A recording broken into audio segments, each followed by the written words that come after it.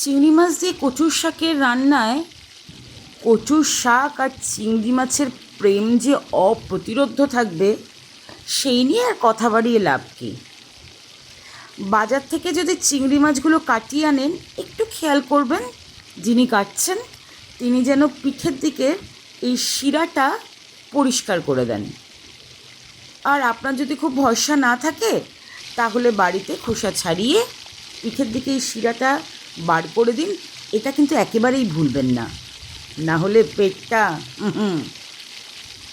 আমি আরেকটা চিংড়ি মাছ ছাড়িয়ে আপনাদেরকে দেখিয়ে দিচ্ছি। আশা রাখি কোনো অসুবিধা হবে না।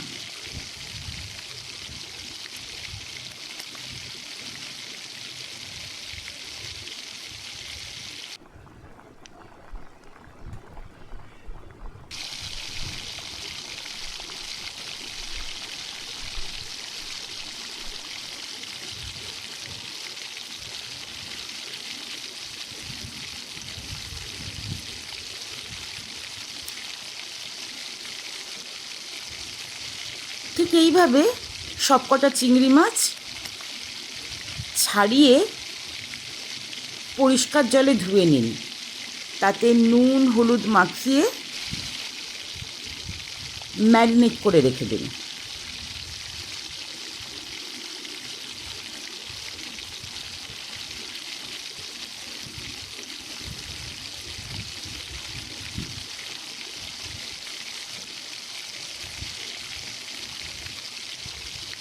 এবার কচুর শাকের পালা।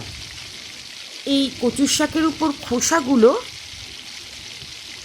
আলতো হাতে ছুরি হোক বটি হোক দিয়ে ছাড়িয়ে নেবেন,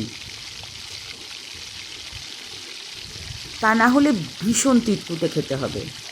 এইভাবে কালো যে খোসা সেটা ছাড়িয়ে দিন। আমি আর একটা দুটো করে দেখাচ্ছি, আশা রাখি প্রবলেম হবে না।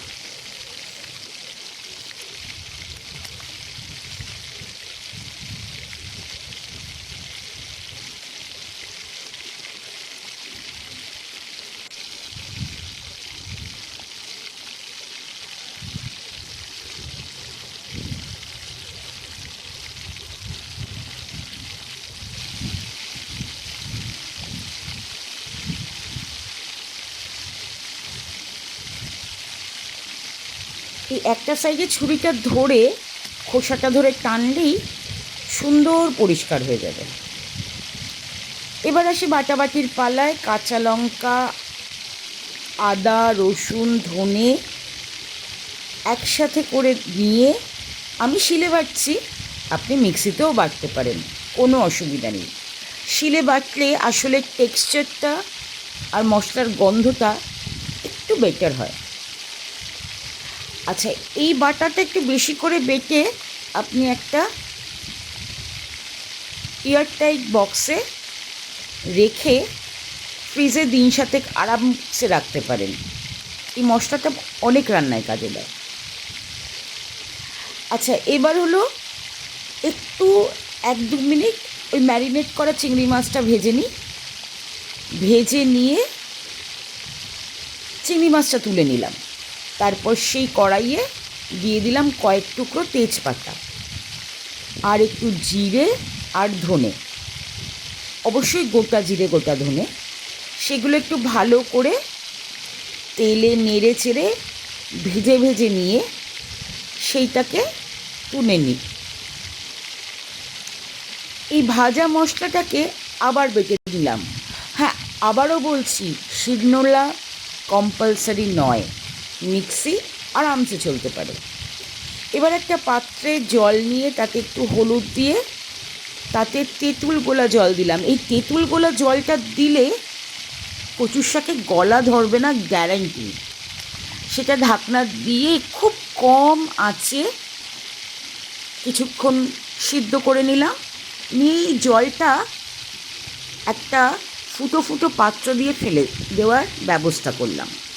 কিছুক্ষণ রেখে দিলে জলটা ভালো করে ঝরে যাবে। এটা আলাদা সরিয়ে রাখছি। এবার চলে যাচ্ছি আবার সেই তেলের কড়াইটাতে। সেই কড়াইয়ে ওই যে আদা, কাঁচা লঙ্কা, জিরে, ধনে বেটে রেখেছিলাম সেটা দিয়ে তাতে নুন হলুদ দিয়ে একটুখানি মশলাটা কষিয়ে নিলাম যতক্ষণে কাঁচা গন্ধটা চলে গেল। এবারে সিদ্ধ করা কচুর শাকগুলো দিয়ে দিলাম, ভালো করে নেড়ে নেড়ে কচুর শাকগুলো ঘেঁটে নেব এবং তারপর তাতে দিয়ে দেবো চিংড়ি মাছগুলো। এই রান্নাটা একটু সময় সাপেক্ষ, কারণ এরপর নেড়ে নেড়ে এদিক ওদিক করে খুব কম আছে বেশ খানিকটা ধৈর্য নিয়ে নাড়তে হবে। তারপর ওই যে ভাজা মশলা যেটাকে বেটে রেখেছিলাম সেটা দিয়ে দিলাম। এবার পালা এটা শোকানোর, জল টেনে শুকিয়ে যাওয়া অবধি নাড়তে থাকতে হবে। ব্যাস, জল টেনে গেলেই টুক করে বন্ধ। তারপরে একটা সুন্দর পাত্রে ভালো করে দিয়ে সুন্দর করে গুছিয়ে পরিবেশন। কি লোভ লাগছে?